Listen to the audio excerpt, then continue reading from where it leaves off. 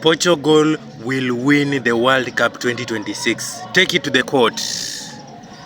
People are easily distracted with how France is stacked up with talent. Mmesahau kuangalia venye Portugal inakaa. Hebu hata nyinyi angalieni.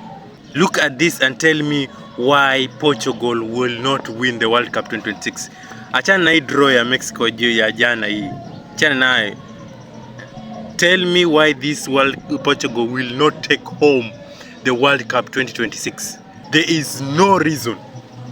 Ukiangalia kwa hii squad hakuna Arsenal player hata mmoja, which is a guarantee that we might win, Portugal might win this World Cup.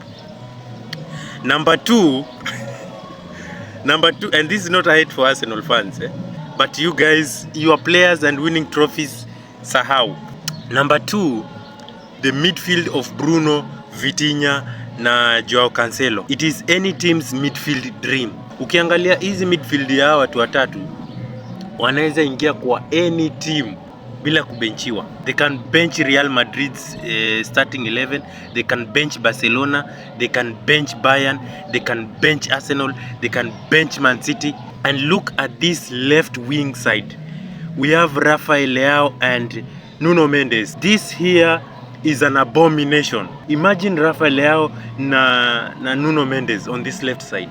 This is like cheating on exams, guys.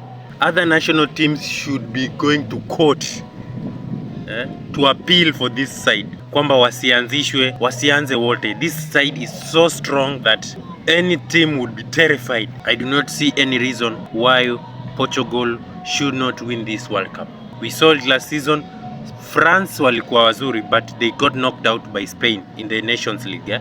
You saw how what Portugal did to Spain. We just somehow keep on forgetting.